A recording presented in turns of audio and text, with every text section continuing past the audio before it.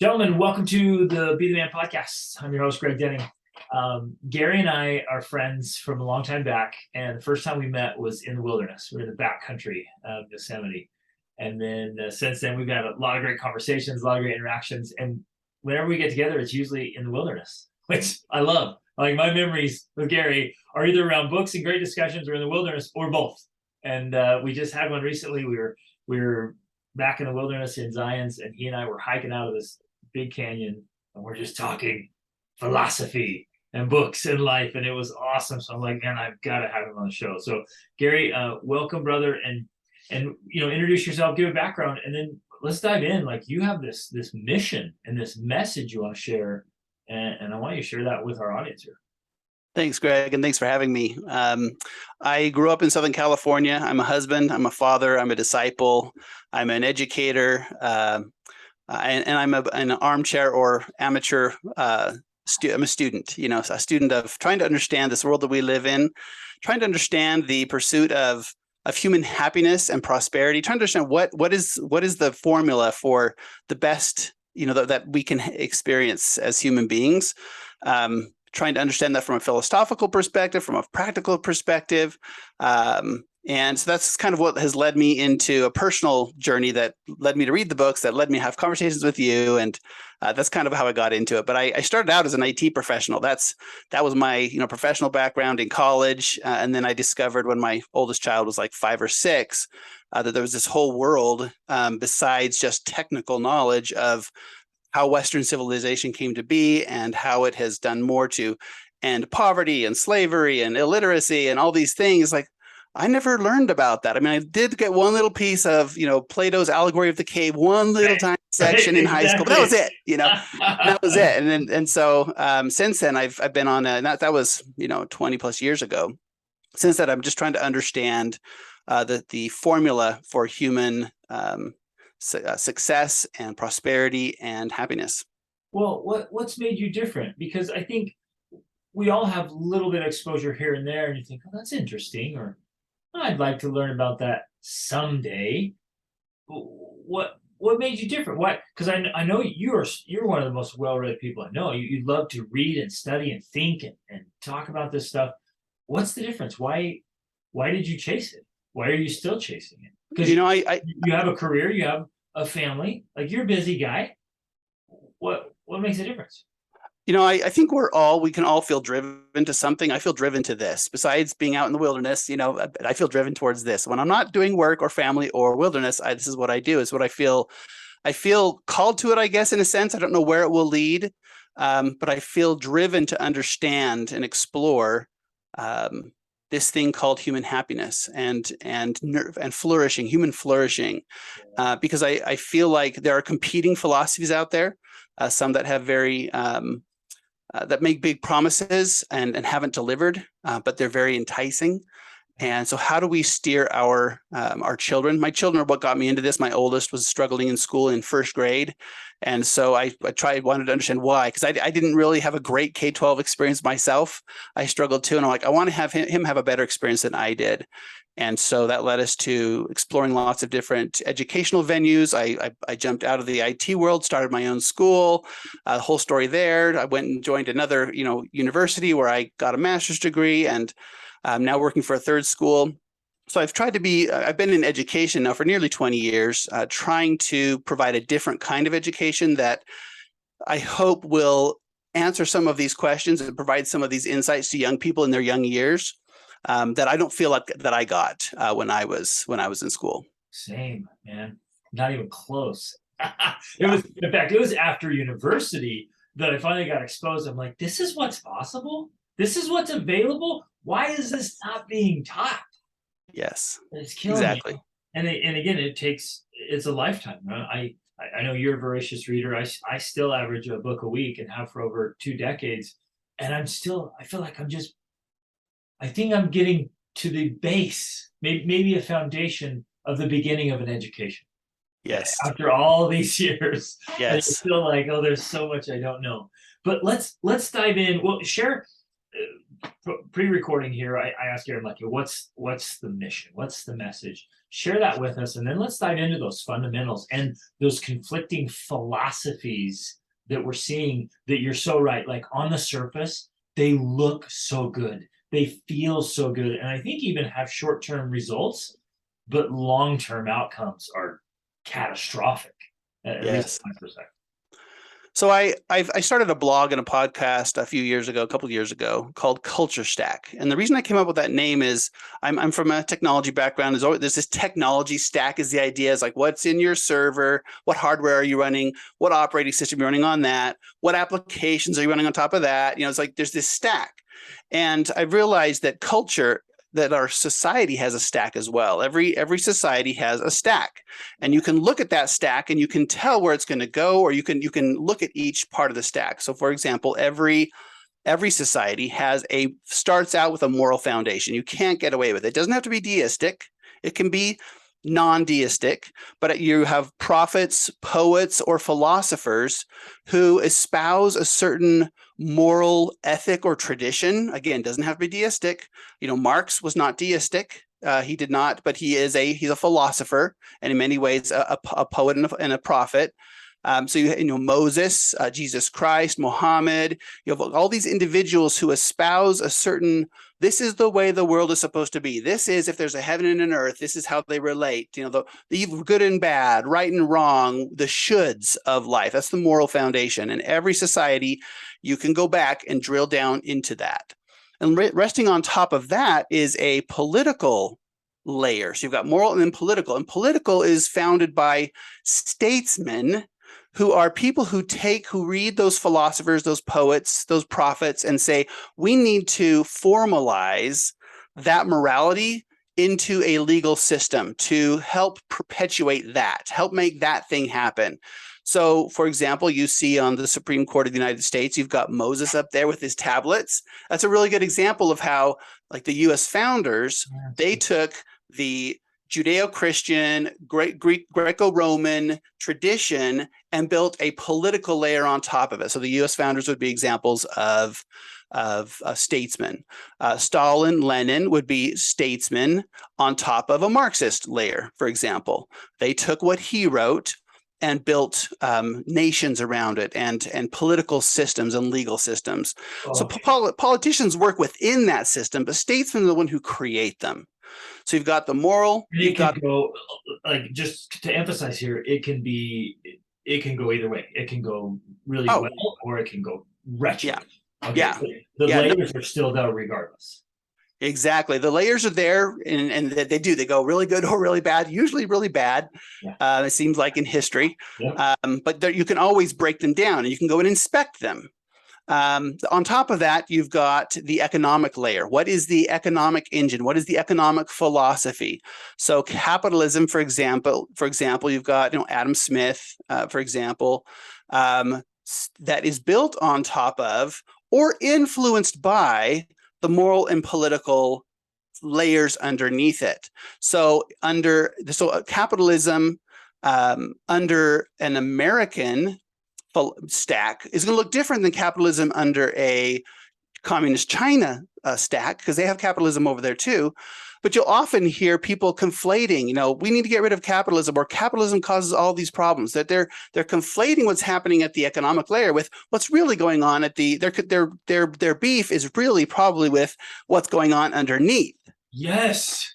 Yeah. Huge. But if you can't, and you'd have talked about this, unless you have an adequate educational background, you really, it's hard to even start having those really strong opinions, because you're missing the big picture of it all.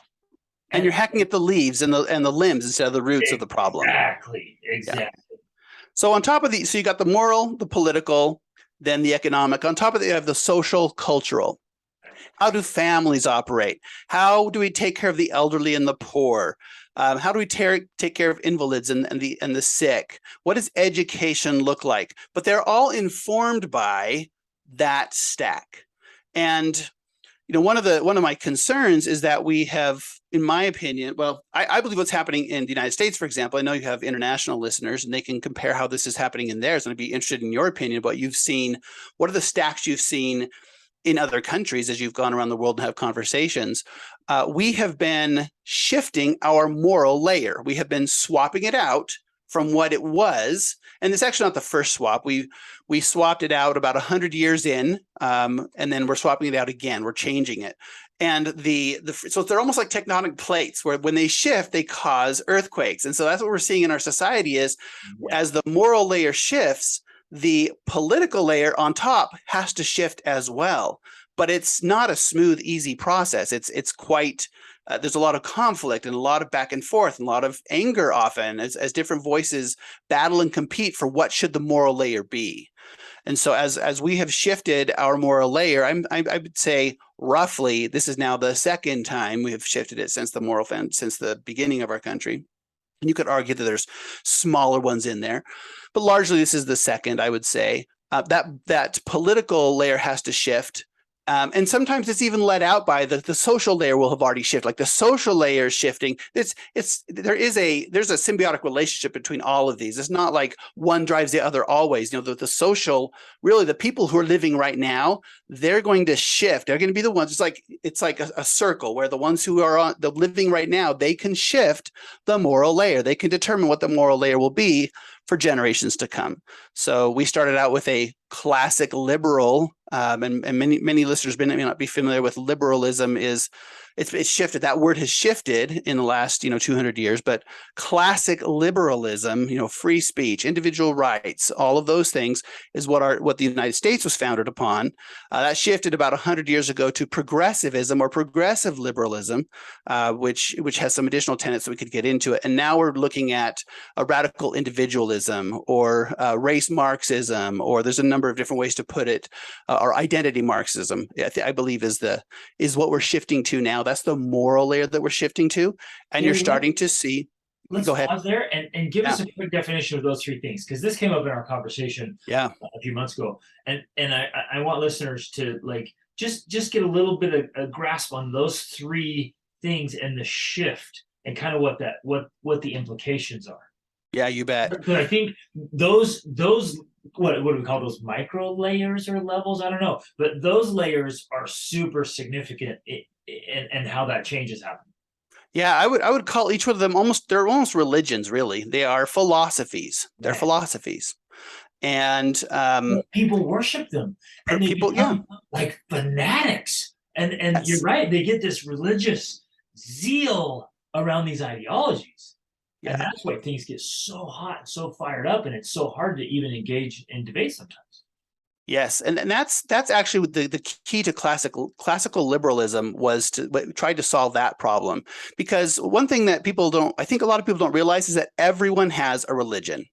You don't have to have a God, but you are going to have a religion. We are, as human beings, we have to have a religious software running our system. It's our way of looking at the world, of what is right and what is wrong, how I should spend my time, how you should be spending your time, whether I can take your stuff or not and redistribute it. All of those are driven by your moral software. And I'm not talking about any particular religion. It's like that. That is how we run.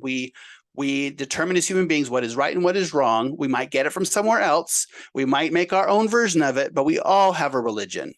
Everyone has a religion. And all legislation is the legislation of morality. People say you can't legislate morality. It's like, no, actually law, that's all it is. Law is the legislation. It is codifying moral standards. That's what it is. Don't cheat. Don't, break your contracts. Don't kill people. Those are moral statements codified into law.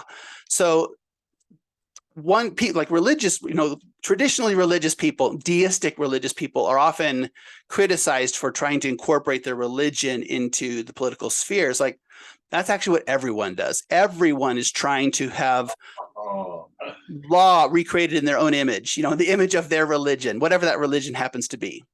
Yeah. So classic liberalism was possibly the first. I mean, the Moors did a really good job of this. I think they did a good job of pluralism as well, hundreds of years ago. But the idea of classic liberalism is, you know what, this idea of trying to establish a utopia, trying to take a utopian ideal that religions often give us, whether it's deistic or not. Marx and Hegel, they had a utopian ideal.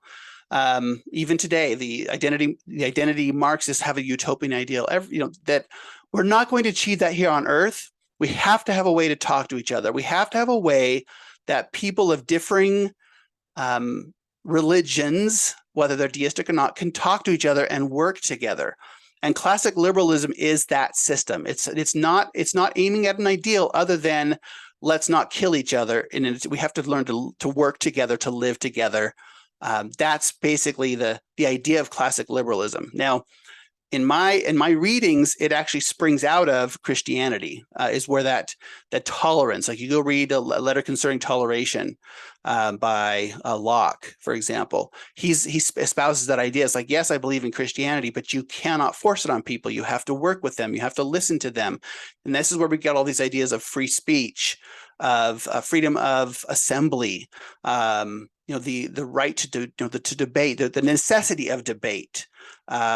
Is all bound up in this idea of classic liberalism. And library, libro, that word comes, it's liberal arts, it's the arts of freedom.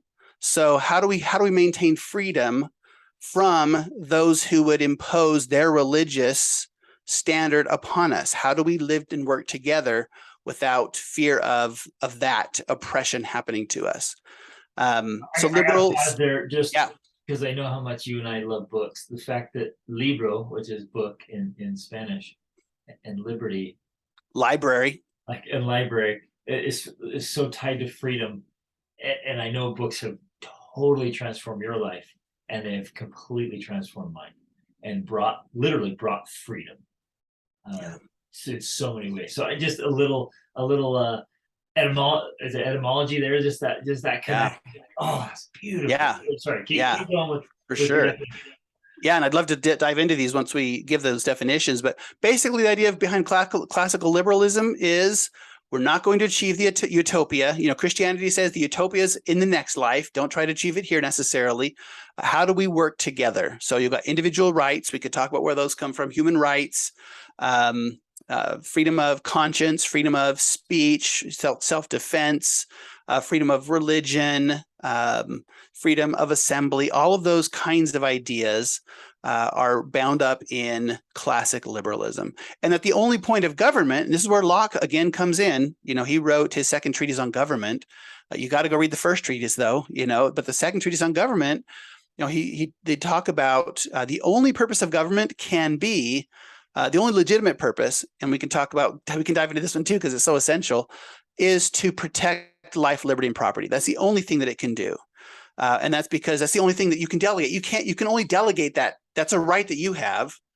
You have a right, God-given, in his estimation, to defend yourself, to defend your loved ones from those who would take your life or that which you've used your life to create, your property.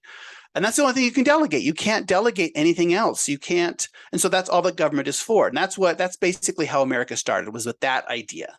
That's all the government's for. We, the people, do everything else through voluntary cooperation, through consensus. Alexis de Tocqueville, if you read Democracy in America, fantastic book. One of the things that he remarks on when he came over here, he's like, man, these guys get together for everything. If there's a problem, they're like a swarm of bees or ants. They're like, they go solve the problem. They form an association or a society of some sort. And they're always just doing that freely, combining together consensually of their own free will to solve society's problems. Now, but we could get into that farther too. But it's like, that's how you solve problems. So we, the people, form a government to protect life, liberty, property. And then we, the people, get together to do everything else. Involuntary association. That's basically the idea of classic liberalism. Constitutional conservatism is that basic idea. 100 years later, you had people like Roosevelt, Wilson, and others who said, you know what, there are so many problems in society. There's poverty, there's illiteracy, there's inequality, there's illness, there's homelessness. We've got to solve these problems. And look at this powerful machine that's just sitting there not being used called government. Why don't we use that? Let's harness that thing and, tax, but then go and solve all of society's problems. And so that was progressivism. And that's where you see in the last 100 years of America, this enormous burgeoning administrative state that tries to solve society's problems and removes that responsibility largely, or to some degree, from the individual, from associating with one another, and says we're going to take care of that. We're going to organize. That came from Prussia. They looked at what they loved how organized they were over there in a governmental sense. They said, let's borrow that and let's organize it at that level and solve society's problems. That was the second 100 years of America. Perfect example, and we can dive into this later. That's a perfect example of, on the outset, man, that looks so good. It sounds so good, and look what it can do, or look what it's doing. But I think you even mentioned it just in passing, that ultimately that takes away the responsibility and power of the individuals and gathering together on a voluntary basis. And that ultimately will be a disaster. Yeah, it violates, and it's only until you read Aristotle and the Federalist Papers that you can see the chinks in the armor of progressivism. How could that possibly go wrong? How could that possibly be bad? Because we all want to feed the hungry and clothe the naked and heal the sick and educate the ignorant and free the captives. We want to do those things. How could that possibly be wrong? And it's like, if you want to pull up Google Maps to get you somewhere, several hours away, there's one right way to get there. There's one best way to get there, and there's thousands of ways to go wrong. You can make a wrong turn on that road in innumerable ways, and that's the path of the path. If human happiness and flourishing is that destination, it has that same problem. It has that same conundrum where that road looks better, but it doesn't actually take you where you think it's going to take you. And so that's why you have to read. You have to read, because it's here's my favorite analogy for it. In the Marvel movies, you had Doctor Strange towards the end of that whole series of movies, for those who watched them.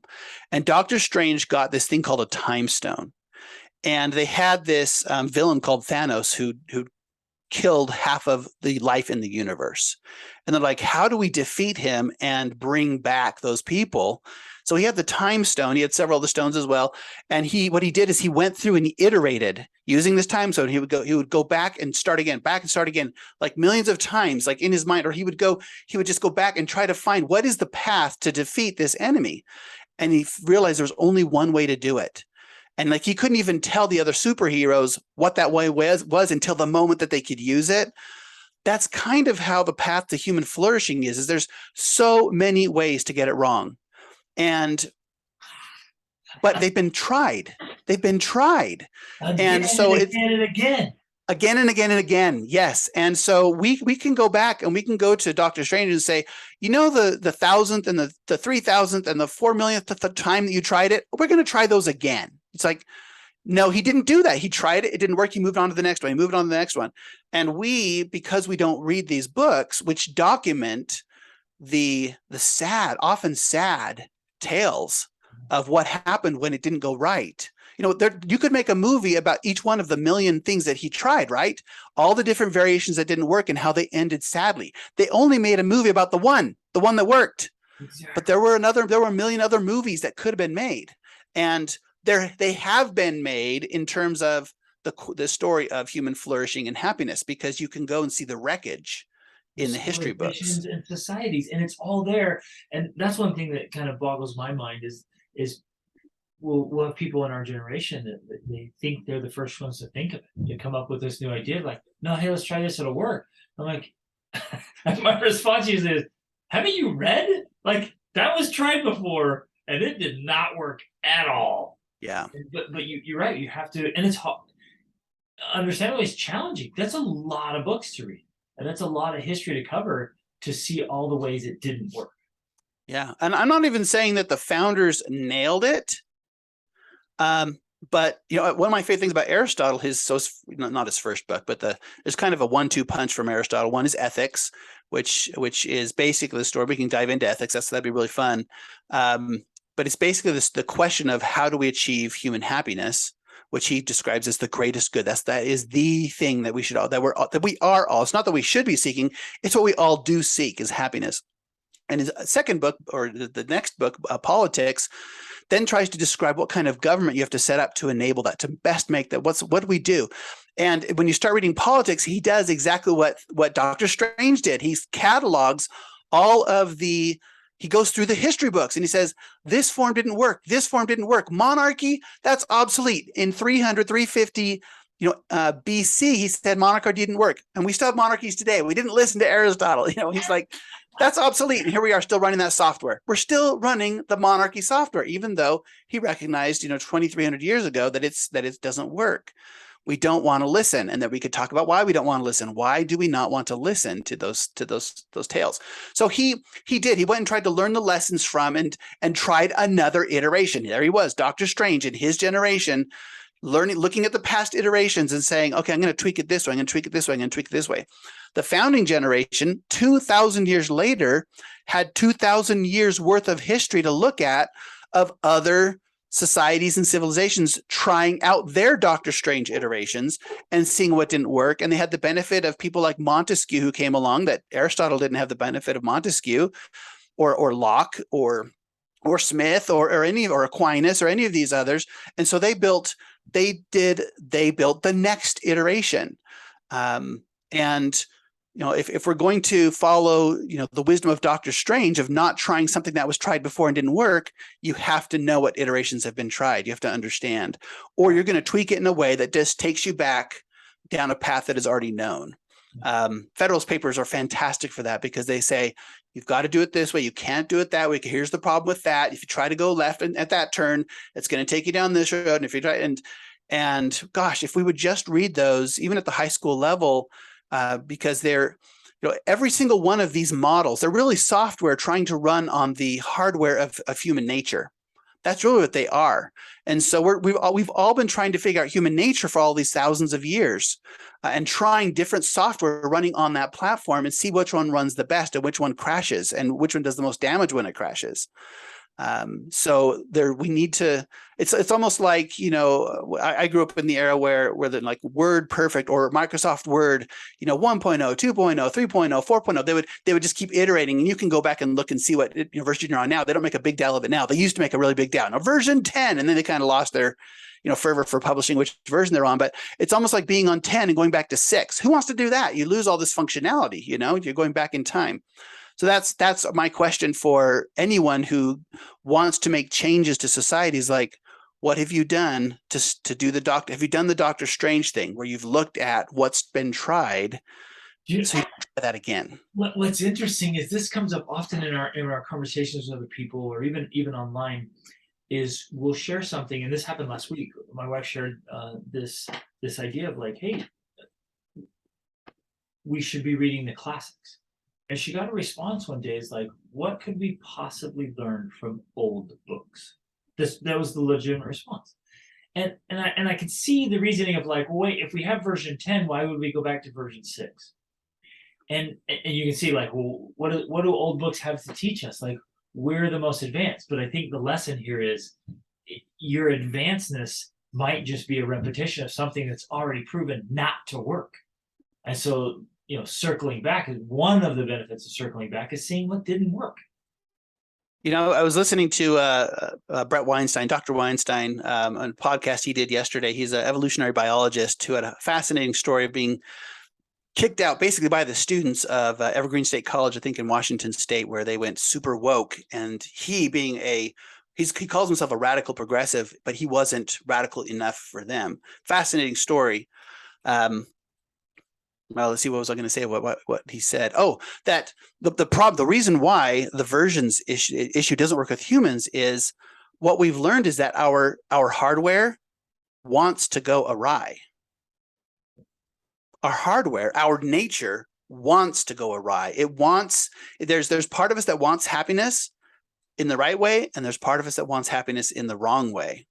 And so these different iterations, these different Doctor Strange iterations of 1.0, 2.0, 3.0 is realizing, oh, you have some inclinations, human being. You, Homo sapien, have some inclinations within you that are actually anti-happiness, anti-social, that you're born with, but that you have to guard against. So for example, we have an inclination to find the easiest path to wherever we want to go. I saw this when I was at university, and they had a big quad, and you had buildings around this big lawn. And did people take they took the most direct path. They took the diagonal. They wore out the lawn, and the administration got all frustrated. Like, why you take the diagonal path to get to kitty corner? It's like, well, I don't want to take the long way where I have to then make a left turn. It's like, I want to take the shortest path. That is actually good because it drives us to, as a good side, because it drives us to find easier, faster, more efficient ways to do things. But there's a downside to it where we will, like, if I can go just take something, if I can take the lollipop from my sister, or I can take the cash from my neighbor, or if I can, if I can get it in unscrupulous ways, quote unquote, unscrupulous, whatever that means, that's going to the moral layer, right? Who decides what's unscrupulous? Then, might makes right. That's certainly a way. That's certainly a moral layer. You could certainly build a political layer on top of that theology, that I am the king, therefore what I say goes, and you all pay homage to me, and my happiness is what actually matters. And look, we're achieving it at the expense of all of you. There is those totalitarian, authoritarian, dictatorial, it's like what Viktor Frankl said, who said, in Man's Search for Meaning, he was the one in the concentration camps. He said, the line dividing good and evil runs through every human heart. Yeah, that's the human nature problem. And so that's why you have to study the prior versions. You don't have to study the prior versions of Google Chrome and Microsoft Word. It's like, no, you don't need to do that. But you do of human nature, because every child that is born has that same the hardware hasn't changed. We're just trying to find the best software to guard, mold, sculpt us as human beings to maximize our happiness. So that's why the versioning part, that's why you have to read all the books. Yep. I love this. Okay, there's so much I want to dive into, but I want to finish the definition. So define for us that individualism you think we've moved into. And then I want to dive in to ethics, Aristotle, all kinds of stuff. Yeah. This one's a little more difficult because in this religion, there's lots of denominations, which you could say is true of really any religion. Christianity, for example, has 45,000 denominations in the world. Some of them are actually murderous. Some of them are suicidal. Some of them go and, do terrible things and protest things they shouldn't protest. You have to be careful. There is no such thing as there is no monolithic in these religions. And the same is true of this identitarianism, this radical identitarianism.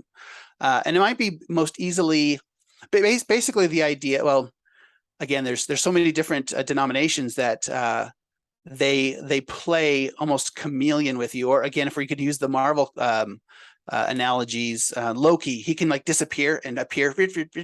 He can, and so anytime you go to grasp at one, they'll say that's not it. It's this one over here. Because they all have slightly different, but they spring from. You've got Kant, Hegel, Marx, Gramsci, Bell,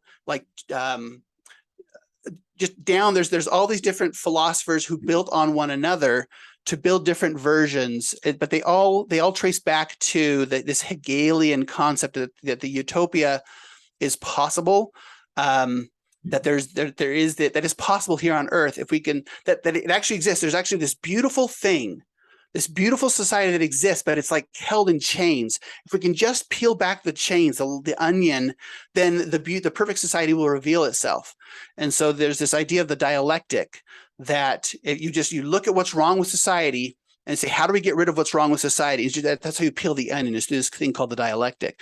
And so all these different versions, they're actually at each odds with each other, in that they're saying that's what's wrong with that version. Gramsci did this with Marx. He said Marx focused on the wrong thing. He should have been focused on this. He didn't pay enough attention to cultural factors. He didn't pay enough attention to how family, how religion, how legal structures. Because Marx thought that, and I'm going too deep before I give the definition, but basically what we're living with right now is this radical identitarianism, which is what you say. What you feel within you, that's the only voice you have to listen to, and everyone has to honor it. If I were to put it in in a nutshell. Your identity is what's most important, and everyone has to honor that and change their language around you, perhaps. And every religion is really about an identity transplant. I mean, Christianity is all about taking on someone else's name and living your life as if you were them. That is, that person in Christianity is Jesus Christ. You're supposed to live your life as though you were him. You're supposed to do what he would do. What would Jesus do? The bumper sticker. It is an identity transplant. In my particular denomination of Christianity, when you get baptized, you take upon yourself the name of Christ. You pray in the name of Christ. It is about identity. It's about identity. So I don't want to disparage the concept of identity. The question is, what identity are you trying to take upon yourself? And if it's your own, the one what is calling out of you, well, it doesn't make for a very cohesive society, because there's not a uniform. If you have to honor them all, I mean, that's the question. Can you honor them all? With so many differences and so much uniqueness, because initially, and I'm all about sovereignty and autonomy and the strength of an individual and a family, but ultimately that won't work in a society.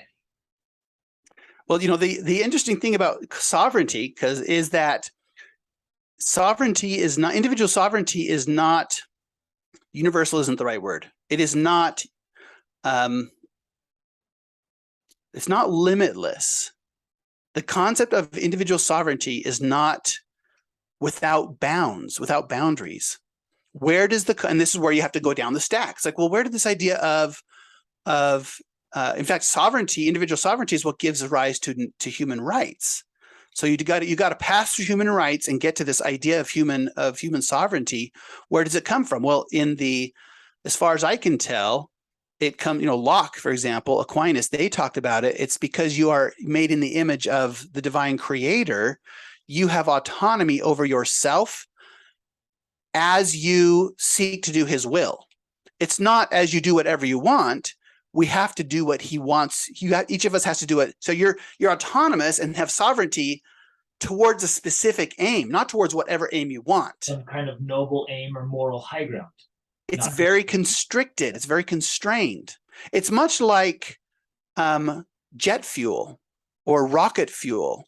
If you just light rocket fuel, it will make an enormous explosion. It won't take you anywhere, and it'll probably do a great deal of damage. But if you constrain it within a specific structure called a rocket, it will take you places. Yeah. And individual sovereignty, individual will is very much like that. Bounds. It's within certain bounds. And what are the bounds? That's the software. That's the moral layer. And we've been trying to figure that out for generation upon generation. This is so fun hearing you articulate this, because Rachel and I have been deeply discussing this. For those of you listening who don't know, Rachel's my wife, and we're taking our family to Norway in December. So we've been studying Norwegian history, and she's been simultaneously reading this book called The Book That Made Your World. And it's from an Indian guy referencing the Bible and how the Bible brought in the worth of the individual and how a lot of the frameworks of the law. So that was the moral code that brought in this framework, where we see over in a lot of the Norwegian history, it was just the raiding. Every summer they went on raids and they just killed whoever, wherever, to take their stuff. Like, no qualms, no problems, like fighting. And everything was fated. It was just complete fate. It was just like, if you die, it's fate. If this happens, it's totally fate. If I beat you, it's fate. If I lose, it's fate. There was no, it was just a different moral code, right? So it's fascinating to dig through all this stuff. But I think this is a good transition here. Let's dive into ethics and happiness, and what Aristotle was saying on that. And so then if the ultimate goal, like he's saying, is happiness, how does that fit into the individual, the family, the society? Let's dive into that. Yeah, absolutely. So he starts out, and this is a difficult read. Ethics is a difficult read. It's almost like rich chocolate. You have to take little bites because it's just so dense, and it makes you really think. And that's what a classic is. The man was a genius, and ethics is just one of several books that he wrote. I mean, I think I've got right here for those who are, happen to be seeing, there's like 2 books this thick of tiny print, tiny margins. Like this guy was writing with, I don't even know what kind of utensil 2,300 years ago. It's like, I don't know. We're so lucky to have him and have his writings. But he started out asking the question. He says, you know what? If you think about it, everything we do aims at some good, everything. And often we do that it aims at, there's a good on top of that one. So you do this, like you buy a tool, not just to have the tool, but so you can build something with that tool. So the tool itself is a good, but it's not the ultimate good. The good on top of that good was whatever you're building. But you didn't just build that building. That's not the ultimate good either. You built that building, maybe it's a house, so you can, your family can reside in it and you can have time with your family inside that house. But even that's not necessarily the highest. He's like, is there like an infinite regress? Does this just go on forever? Or is there like an ultimate thing that we're all aiming towards? And he says, there is, I think it is. And I think there is, and it's called happiness. That's what we're all aiming for. That is the end of man. That is what that is the ultimate achievement, is happiness. And so he writes this huge book on happiness. Like what is this thing, and what are the impediments to it, and what has worked and what hasn't, and let's figure this thing out. So one of the first things that he talks about, he says, character is necessary for happiness. Happiness is a pursuit of virtue, not pleasure.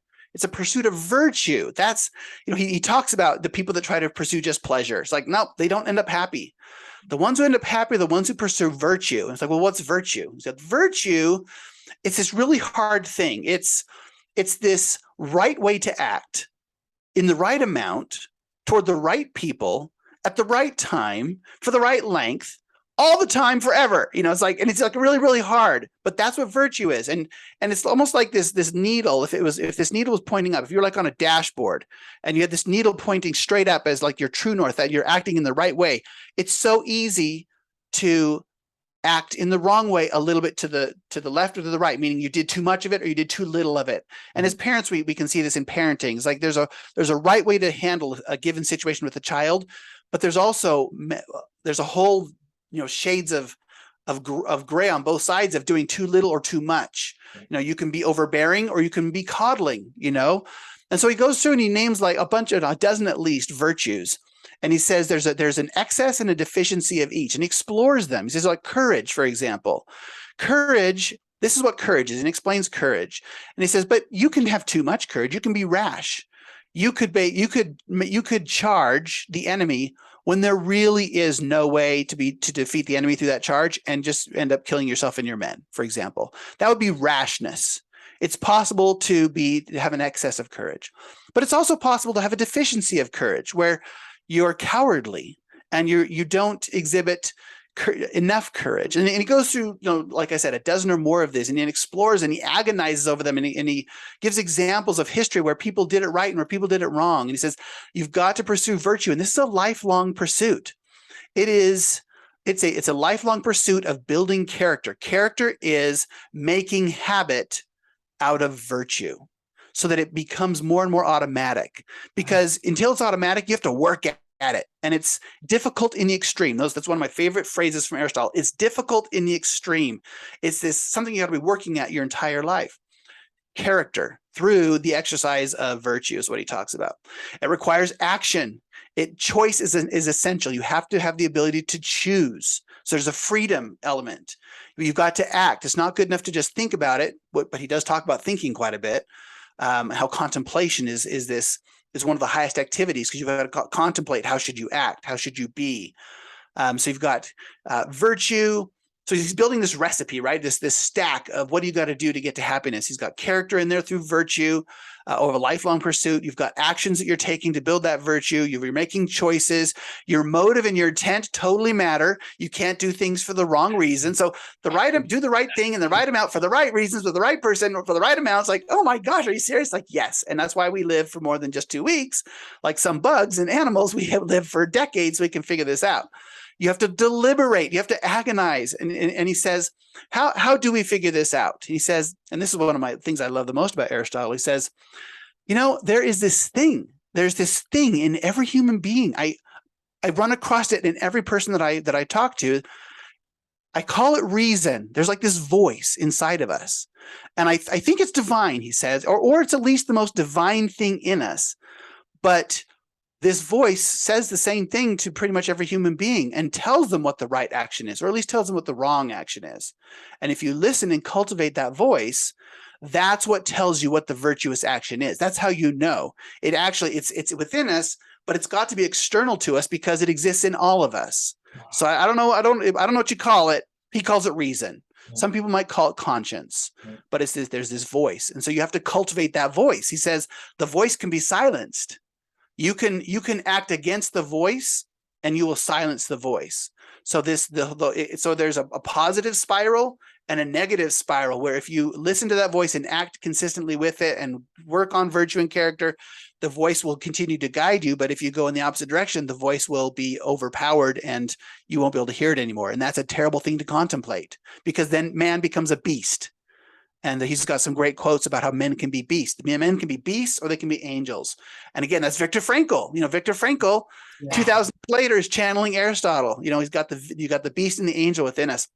Okay, so you got happiness. He's like building this stairway to happiness. You've got character developed through virtue, which is, you have to act. In order to act, you have to have choice. Your choices have to be properly motivated. You have to deliberate and you have to listen to reason.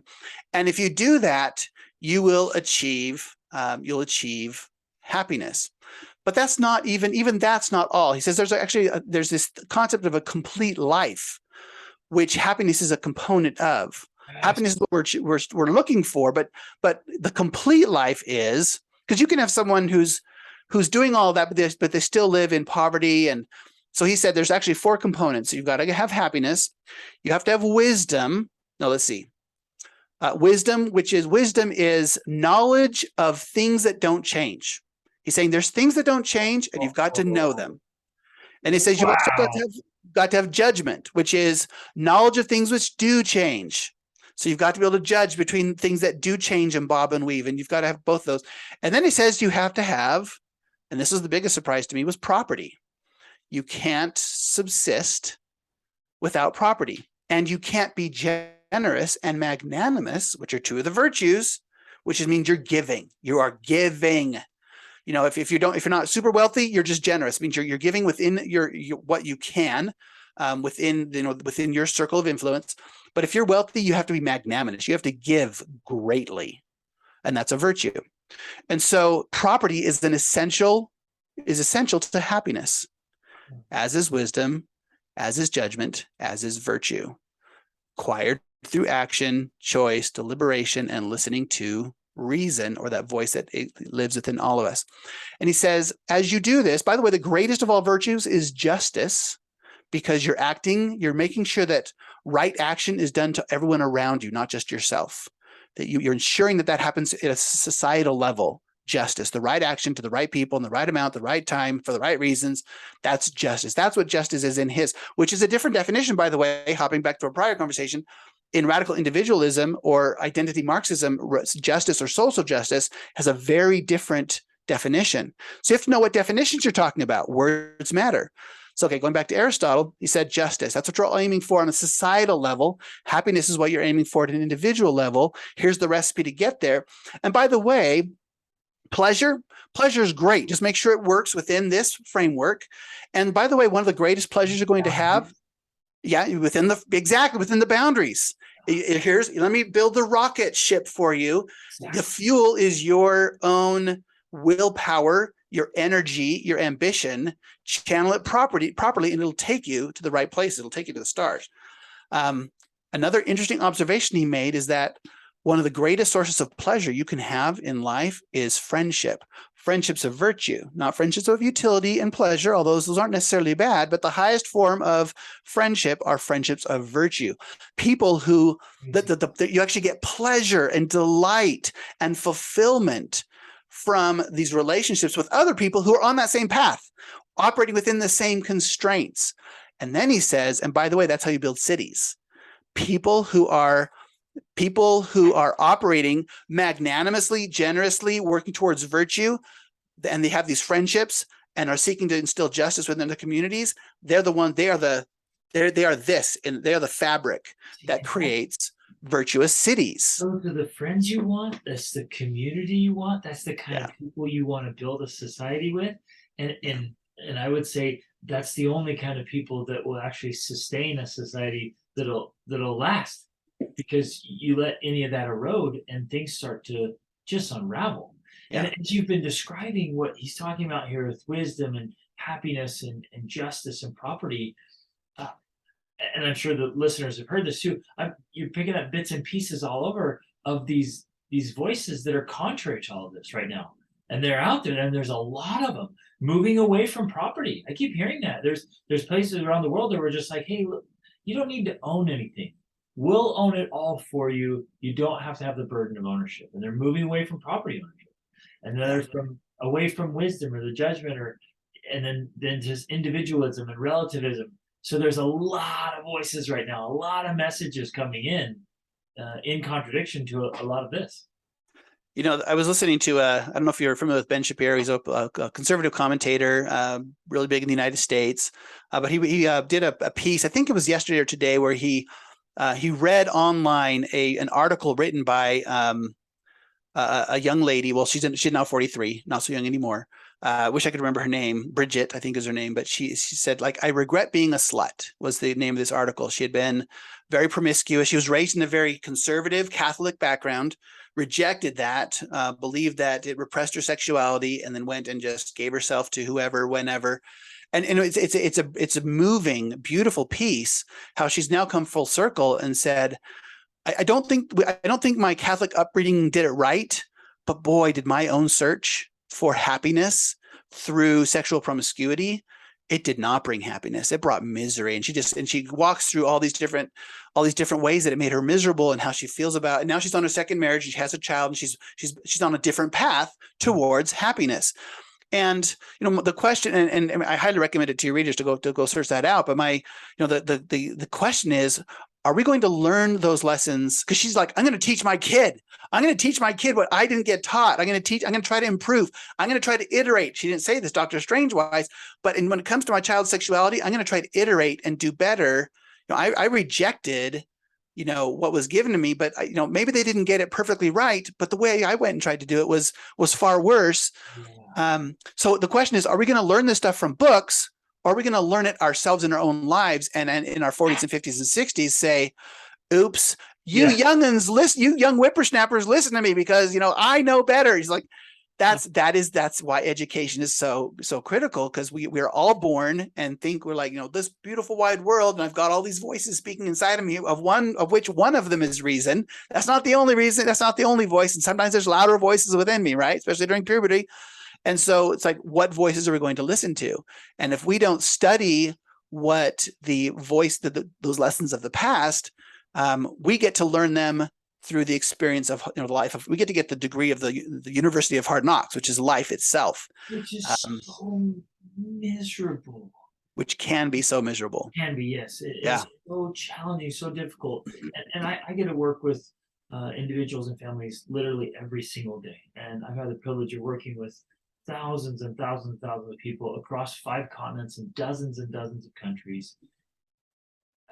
It's a privilege of mine that people reach out to me and I get to help them, but many of them are in those depths of misery, and I get to see the pain and the suffering from choices, and they tell me those experiences, right? And as a young man, my parents made decisions and stepdads came and went. I ended up out on my own. I had some years of hard, lonely misery, and I was living in these broken places, these rundown, horrible communities, and seeing the suffering and the pain that's just perpetual there, and being right there on it and in it and surrounded by it. And I just feel like shouting from the rooftops at everyone, like, hey, don't make those choices. That just hurts. That stuff is it's so painful. And then to hear you talk about, I've got this, I've got ethics right here on my desk. I'm working through it. And I just got a beautiful leather-bound copy of Politics and Poetics from him as well. But hearing you explain that, I think this is a book. There's so many great books in the world, but this is a book we all ought to be contemplating and consuming a little bit, maybe even on a daily or weekly basis, just chewing on those few things you outlined so well. Like that's the essence of life and striving to live a good life. And I'm reminded of the quote by it's in Moby Dick. Melville says that we're surrounded often like a little island in the Pacific, surrounded by all the horrors of a half-lived life. Instead of living a whole life or a full life or a complete life. Right? Like Frankl talks about, when you lack meaning, your life's just empty. Yeah. I'm reminded of Anna Karenina, Tolstoy. His like opening line in that great book is, happy families are all alike. Every unhappy family is unhappy in its own way. There is innumerable ways to get it wrong, you know, but that constraint, there's like one way to get it right. Now, that doesn't mean it looks like every family looks the same, because acting the right way towards the right people in the right amount for the right amount of time for the right reasons has wonderful variety and diversity on an individual and familial and societal, you know, foods and music and traditions are so rich and wonderful. It's not about uniformity. It's not about conformity to like everyone has to be like Gary or like Greg, but there is a voice that does tell you how you have to be like, and it's going to be, you know, whatever virtue looks like. So every happy family is alike, and every unhappy family is unlike. There's so many ways to get it wrong. So are we going to try to figure it out from scratch, or are we going to go to Dr. Strange and say, can I read all the million ways that it got it wrong? You know, and you know, you said you got politics. I disagree with a lot of what Aristotle said in politics. He was doing the best that he could. He was saying, here's all the different ways it's been tried. I think this is what we've got to do. But I see the seeds of totalitarianism and authoritarianism in his politics, because he's like, we've got to parent this way, and we've got to. It's like, so it's like, okay, you're going to mandate that. So you've got the power to mandate. Can that ever go wrong? And that, yes, it can, and it did, and it has, and that's where the founders said, power, it's the One Ring, man. It's the One Ring from Tolkien. You know, with this ring, I would hope to do great good, but through me, it would work great evil. You know, that's power is the One Ring. You can't concentrate it, and Aristotle was toying with concentrating power to try to do good. And what the founders, after 2,000 years of trying, said, no, you can't concentrate power. You have to distribute it at the closest level possible to the people who need it. This tiny bit at the top, you know, you've got to separate it horizontally, vertically, auxiliary precautions, checks and balances, like this crazy, matrix lattice work of divide power. Because power corrupts, and absolute power corrupts absolutely. Human nature. They recognize the hardware. Power doesn't do good on running on our system. It does terrible.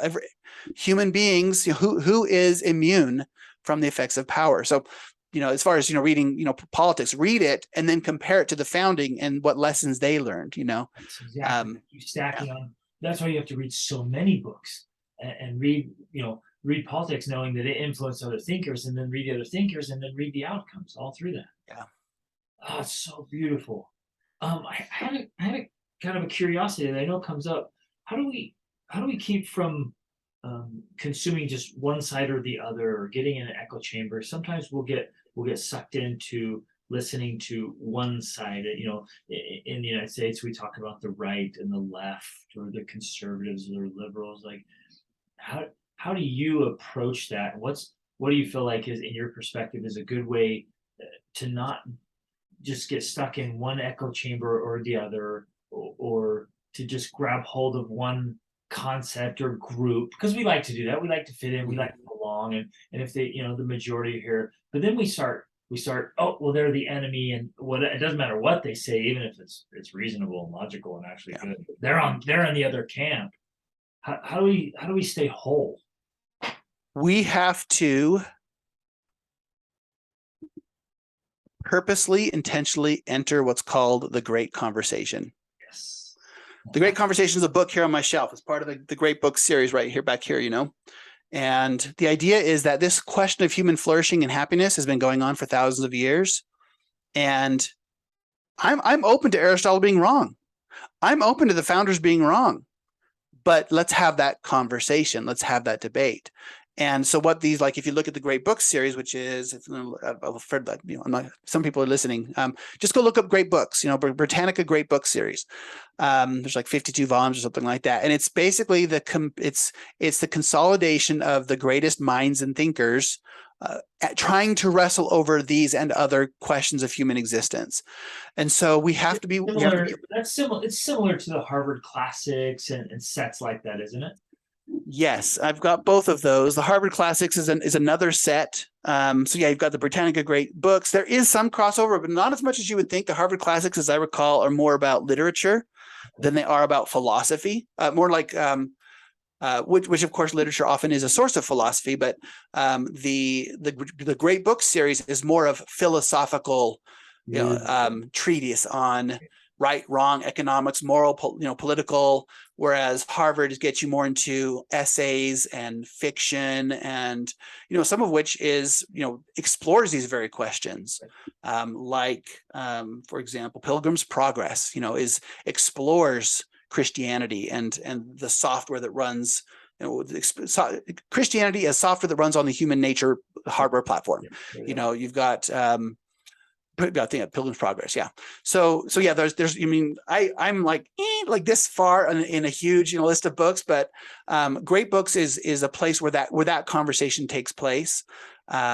And so that's the answer. That's the answer for me to your question. Conversation, because I know there's a lot of people. When I heard about this years and years ago, I'm like, what are they talking about? But getting in the great debate or the great conversation is jumping into really via books.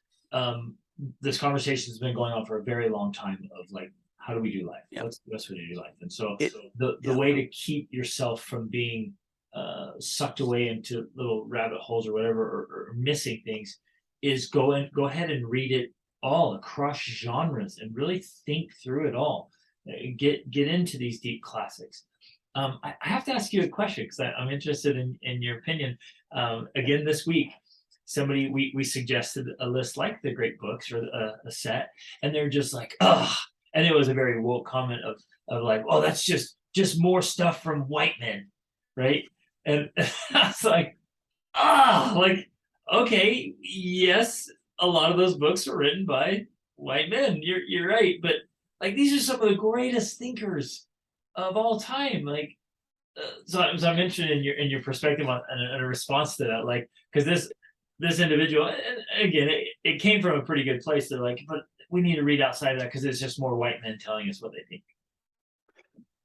Yeah, that's a whole nother conversation, isn't it? Isn't it amazing that we can categorize an entire, it's interesting that this religion of radical individualism groups people, wide swaths of people, and labels them like white people. Okay, so you're telling me someone who from ancient Greece, 2,300 years ago, Greece, not Europe, but Greece, 2,300 years ago, who lived a life completely different than any white person in the last 1,000 years.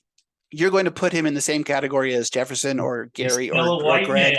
He's still a white male. It's like as though we're so homogenous. Yep. It's like no. It's life is far more complex and sophisticated and beautiful than. How many colors are in your palette? 16. No, there's millions of colors in the palette, millions of ideas. So this is about ideas, not people. That's actually racist to reject something, and sexist to reject something based on someone's skin color. It's actually, in fact, that's the racism. Words are now changing underneath our feet. Racism is a word that has changed. In racism 2.0, what's called anti-racism, is you cannot be racist towards white people. You cannot be sexist towards heterosexual male white people. They are the enemy. They are who has, they're responsible for all misery of mankind. And so that's a whole nother interesting religious. That's an article of faith, by the way. It's an article of faith of that religion, that you can reject someone based on their skin color, their sexuality, their ancestry. That's an article of faith. I reject that article of faith. I've investigated that religion. I chose not to get baptized in it. I've chosen to stay with others that I have investigated as well. But it is a religion. It's a mode of being, a mode of belief. And the point of reading these books is the idea is these are arguably, you don't have to read everything that's ever been written. These are just considered the best. These are the most clearly articulated. It's like, okay, go read them and see if you can find what's wrong. Because I mean, there's books in there that I disagree with. There's Marx. Yeah. He's part of the great debate. He and others. Freud is in there as well. They're part of the great conversation is not saying this is the only way. It's simply saying here's the greatest articulations of different viewpoints so far. Yeah, and they're classics and should be read, even though we may not agree with them, or they might be like, hey, this isn't something we want to incorporate. Still a great classic, and we have to understand what's going on. Yeah, they don't agree with each other. Right. They don't agree with each other. That, I mean, anyone who says I'm going to reject them because they're a tradition that I reject, it's like, don't understand. They're often vehemently opposed to one another, but they're the ideas that have had the greatest impact on the world, that people have believed with greatest ferocity, have built their whole lives, built their whole civilizations, multi-generational. So they had great impact on people. They were very believable to those people. They're being believed now by different groups of people. You can start from scratch if you want to. You can go to Dr. Strange and say, I'm going to start at level 1. But that's not a very intelligent way. Yeah, exactly. It's not a very intelligent way to go about it. Wow. I'm going to reinvent math. I'm going to reinvent language. I'm going to reinvent geometry. I'm going to reinvent bridge building and agriculture and architecture. It's like, really? That's the way you want to go about life, is start over with caveman? It's like, no. In fact, it's a sign of extreme privilege to even be able to have those questions, have those, to even scoff is a sign of extreme privilege, because as you drive your car on the road, having eaten the food, where all of this was created by this great conversation, which you can disagree with, but let's disagree and let's get granular and let's really wrestle. You can't just dismiss out of hand without dismissing out of hand all the fruits. Yeah. Amazing. Oh man. And what inevitably comes to mind, because it impacted me so profoundly, is Solzhenitsyn's The Gulag Archipelago, and how wrong, so far wrong, some of these ideologies and philosophies went to just millions and tens of millions of people just being tortured and killed at the end result of a lot of these ideas, right? It's so out of hand, it just was an absolute disaster. Yeah. And absolutely. that was taking place. My mother's still alive, and that was happening in her lifetime when she was a child. It was happening in my life. The Cultural Revolution in China, 100 million people killed, families turning on one another, horrible within my lifetime. It's, again, these things are not in the past. They live within each one of us. That line still is drawn through every human heart. So we have to read. There's 2 ways to learn it. Either we learn from those who have, and I'm not saying they were, the question, it's not a matter of were they right. The question is, are you going to try to learn from them, or are you going to go at it alone? And would you do that with any other, with the ideas of morality, politics, economics, and social structure? Are you going to try to build it from scratch, or are you going to go and learn? It's like an architecture major going to college and saying, I'm not going to go to college. I'm not going to learn best practices. I'm not going to learn industry standards. I'm going to start with these twigs that I pulled off of a tree, and I'm going to figure it out on my own. Do you really want to do that with morality? But we feel freedom. We feel uninhibited. We feel like if I could just cast off the shackles of the rocket, I could explode in whatever direction I want to. And we do. Build a bridge or a building any way I want. Why do I have to follow these engineering rules? Principles. They're so restrictive. Yeah. Yes, exactly. They're so restrictive. Let me ask them though, because the listeners have got to be asking, like, okay, how in the world? We have businesses, we have families, we have projects, hobbies. How do you fit in time to learn? Gary, let's get down to some logistics here. Yeah. What's a day in the life of, a week in the life of? How are you consuming this stuff? That's a really great question. It's one I've wrestled with because I believe it's essential, and I believe we've almost entirely lost it. The vast majority of people in my culture, in my part of the world, in my country, do not do this. Agreed. And we have left the guard towers. We have left the gates. We are no longer watching them to make sure that no poor philosophy enters in and corrupts and breaks down our buildings. We're not watching anymore. We're not studying it. The price of liberty is eternal vigilance. We're not vigilant. We are, and we have been trained to be possibly involved in our family. That's also been now in dispute. Very much involved in a career of some sort. That's a big one. Although we do see that cracking even in some places now, where people say college is no longer necessary. Which that's a whole argument. That's a whole discussion we could get into, because there are good arguments against that. But how do you find the time? You have to make the time, and you have to choose. This is my concern with social media, with TikTok reels, with Instagram reels, with Facebook reels. You can get on there and it can just suck you in. It's like Harry Potter with those breathers that those what they call those black ghost like things that would just suck the life out of you. There are things in our society that suck your time. And you look at any one of them individually, and they're humorous, they're interesting, they're even maybe minorly educational. But what you're not considering is, what are you not doing because you're doing that? What are you not reading because you're watching that movie? What do you not, because if you are, I saw a show called Better Call Saul or something like that. It was a multi-season series, and the people who watched said, "Oh, the ending was so profound. You had to get through several seasons of not family safe stuff to watch it." But it's like, okay, what it's like, okay, that was a price you paid to get whatever you got out of that show. And I've not watched the show, so I can't speak to it. But what did you not get? What did you not read so you could watch that?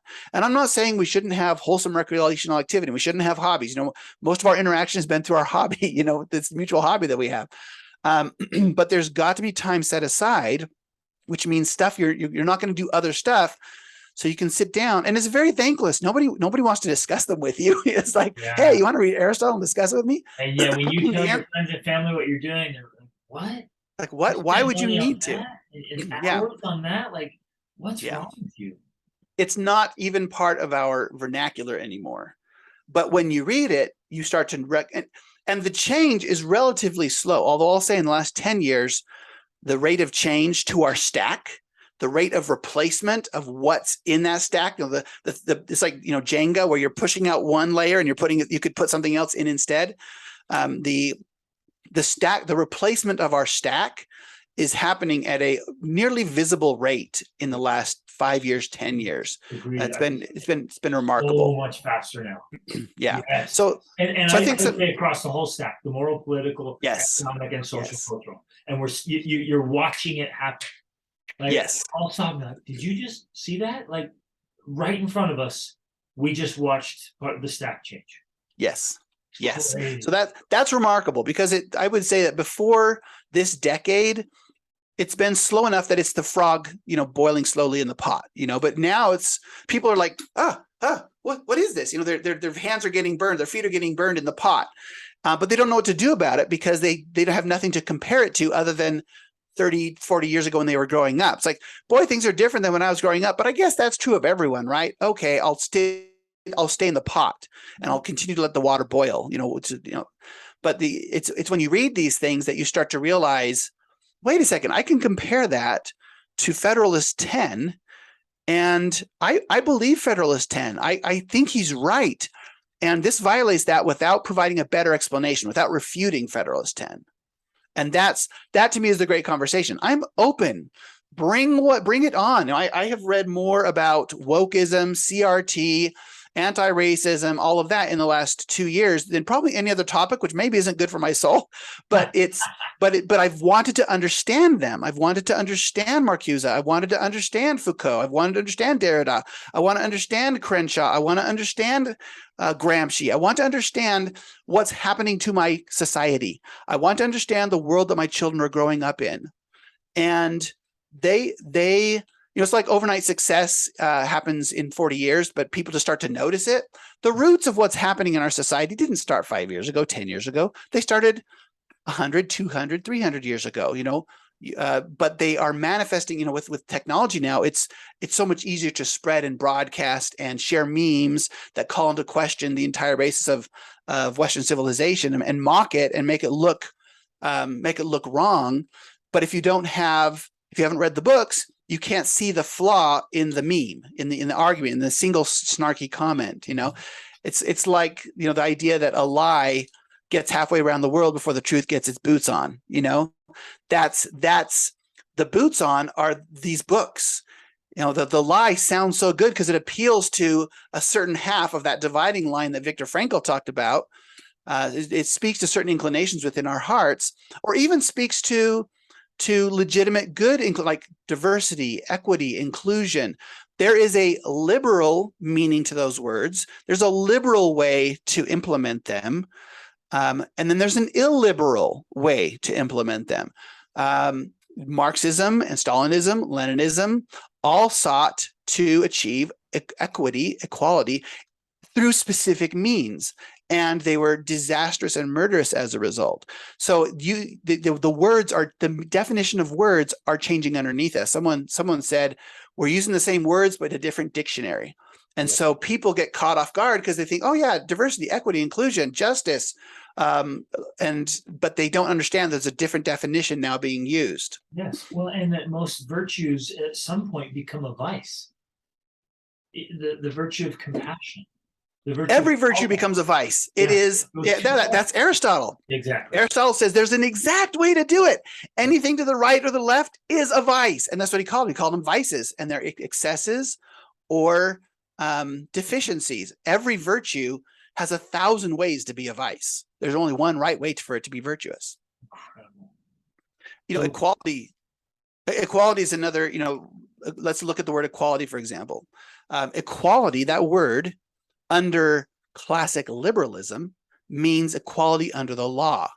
You can't kill someone, you can't take their stuff. Rich or poor, everyone is subject to the same laws. Equality under progressivism or progressive liberalism is equality of opportunity, which means we can take from other people if it's for the purpose of equalizing their opportunity, which sounds wonderful. As long as we're equalizing their health, as long as we're equalizing their education, as long as we're equalizing their housing, we've got to give everyone an equal starting point, and we can use coercive force to do so. That is equality under progressivism. Now, equality under identity Marxism or radical identitarianism is equality of outcome. We all have to end up in the same place. It's not just good enough to start in the same place. We have to end up in the same place. And so now we're going to try to, through coercive force, right all of history's injustices. Let's do reparations. Let's take money from people who never had slaves and give it to people who never were slaves. We've got to right all the wrongs of the past. There is no Jesus who's going to right all the wrongs of the past. That's our job, for example. And so we've got to use the law, the coercive power of the state, to right all wrongs, and equality means equality of outcome. So even the word equality changes depending on which religion or philosophy you're coming from, and you have to discuss, and you have to understand the differences and the possible chinks in the armor of each. Incredible. This is so, I love this stuff. This is exactly what I wanted to have you on, because I love hearing from you. Thank you for the price you've paid to learn this stuff, and your passion and desire to share it. What do you see coming in the next few years, just with what you've studied and what you see happening so rapidly now, and And interestingly, not just in one society, but it's having global impact. What do you see in the next few years? It depends on where you're talking in the world. Of course, I'll speak to, and you might have some, observations of the places you've lived. I'll speak for the United States. Fortunately, there is still power in the people. People can make a difference. One of the analogies I like to use is that of a watertight ship. Once upon a time, the hull of a ship, you got one hole in it and the whole thing would flood. So they decided, we're going to put watertight doors in our hull so that if a torpedo or a log or whatever pierces one part of our hull, it doesn't flood the entire ship. The separation of powers doctrine that the founders of our country created creates a honeycomb of power separation of watertight doors within the ship of state, the ship of the American state, so that if you have a bad president, or you have a bad Alabama, or you have a bad judiciary, or you have it's like they actually built it with the intent that, if we get the worst people into all of the offices, it gives the time to recognize what's going on and get them out, because there's only so much they can do because of all the separations of power. What we have been systematically doing. Intact? Do you think that's still intact? They're not. That's the problem. Under progressivism, they started to open the watertight doors between the powers because they wanted to do good, and they needed to have. So you've got executive branches, or not branches. You've got executive, administrative, ABC, like the Department of Education, FBI, where they are executive, legislator, and judiciary all in one. It's the separation of powers is lost. Yeah. You've got tax courts run within the IRS infrastructure. It's like, wait, where's the separation? It's the same people being paid by the same paycheck. Where's the separation? So separate, there's so much that was supposed to be handled at the state level that is now handled at the federal level. So those separations of power have been greatly damaged. It makes change so much more difficult. But it is still possible. There are still enough of them that if enough people were to learn and decide, I see the flaws in the current, how we're trying to do things, it could still be fixed. But that to me is the question. It's like it's still possible if enough people study, learn, band together, work together. The question is, will we? Wow. Man, that idea right there, I was like, well, historically, we haven't done it. a lot of optimism for people getting the education they need. Maybe I know we're coming up on our time. Maybe I'll close with this analogy, this story. You've probably heard hanging by a thread. Our Constitution's hanging by a thread, or things like hanging by a thread. That's a saying, and it originates with Damocles, the story of Damocles, which back in Greece. He was a young upstart, wanted power, wanted authority, wanted to rule. And so I think it was Dionysus. I might get the story wrong, but Dionysus said, "Come here, Damocles. Let me invite you to this grand feast that basically embodies the life that you want to live, of wealth, of honor, of prestige, of ruling." And he sat him on his throne, on his own throne. So Damocles was sitting in the throne of Dionysus, and there was spread before him this beautiful banquet, and all the people that he wanted to suck up to him, and he wanted power over, were all there. But suspended over the throne and over Damocles was a sword by a single thread. Ooh. And he said, "Damocles, you can stay here and you can have all of this, but you've got this over your head. Or you can go out and you can earn it and learn the lessons that come through earning it, and then have it." And the analogy is that all of us are Damocles sitting in that throne. We have all of the abundance, all the prosperity, the bridges, the airplanes, the technologies that was built by others. The throne room, filled with bounteous, that was built by others, and we want it, but we don't want to do the hard work. We want to sit on the throne without having done the hard work. We have to go do the hard work. That hard work has to be done by every generation. We have to understand what this thing of happiness is. Aristotle wrong? Did he get it wrong? Did he get the idea of justice wrong? Did he get the idea of character wrong? Did he get the idea of pleasure wrong? Did he get the idea of happiness wrong? Of justice, of reason? Did Cicero, who built on Aristotle and then espoused or talked about true law and what true law is, that there's this law outside of humans that human law has to be aligned with this true law that exists outside of humans, just like gravity is a law that exists outside of humans. There's a law of there are laws that govern the affairs of man that exist outside of man. And if you pass a law that's contrary to it, that law is not valid. That was I think it was Cicero. Was he wrong about that? Can we just make whatever laws we want? Or is the Declaration of Independence right, which says if your law violates true law, I, as a sovereign individual, have the right to overthrow it and institute new governments for my safety and protection. Wow. That's the whole, and even the thing that we started talking about, the whole idea of the Declaration of Independence, that there are inalienable rights to life, liberty, and the pursuit of happiness. Where did Jefferson, really Franklin probably, because Jefferson put in property, life, liberty, and property. Where did property come from? Aristotle, one of the things that, 4 elements of a complete life, but the only one of the 4 that government could really ensure. Government can ensure happiness, it can ensure wisdom, it can ensure judgment, but it can protect property. So that's what Jefferson said. But then I think it was Franklin came along, they're not sure, but he said, don't put property, do the highest good, which is the pursuit of happiness.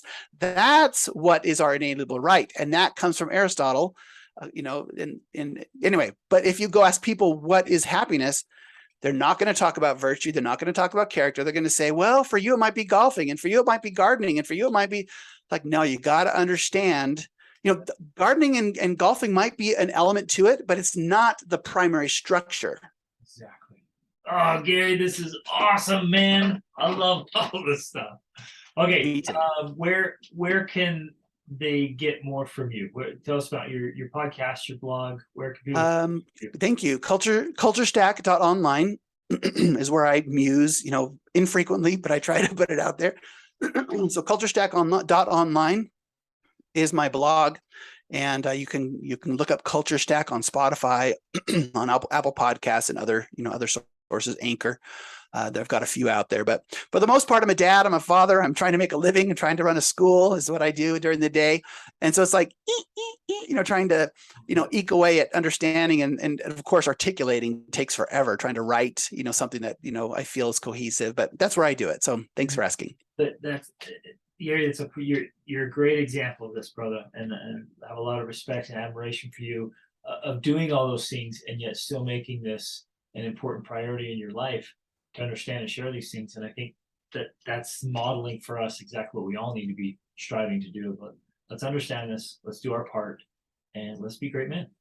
And I will say there are phases of life, when you're a newlywed with little kids in school trying to learn your trade, that might not be the time that you're going to be digging into Aristotle and stuff like that. But as soon as you have some free time, which, by the way, leisure used to mean, the word leisure comes from the word school. They used to spend their leisure time learning. Those who had leisure time spent it learning. We've turned leisure into something very different. So I want people to not feel bad, like, oh, but I'm in the middle of this with my life. It's like, there are times and seasons. There was a time and season where I was not doing this. I have 4 of my kids are out of the house. I've just got 2. I have more leisure time, and that's one of the ways I choose to spend it. And I invite others to do the same. Yeah. And like you said earlier, I think many of us can trade some of our entertainment for education, and yes, it'd make a world difference in our lives. Yes. Awesome. And our children and our grandchildren deserve it. Yes, exactly. Do it for the grandkids. Yeah, for all of them. Awesome. Thanks, Gary. Appreciate it. Hey, it's been a pleasure. Thanks so much.